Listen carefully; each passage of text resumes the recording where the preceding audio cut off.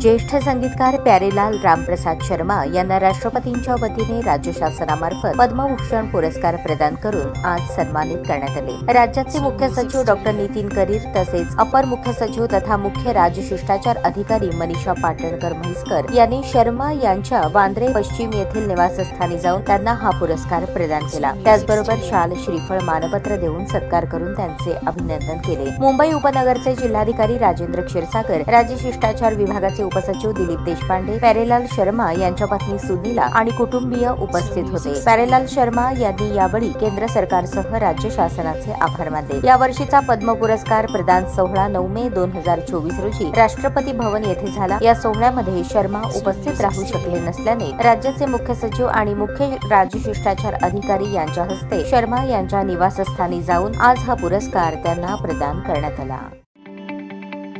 ताज्या बातम्या पाहण्यासाठी प्राईम महाराष्ट्र न्यूज चॅनलला सबस्क्राईब करा।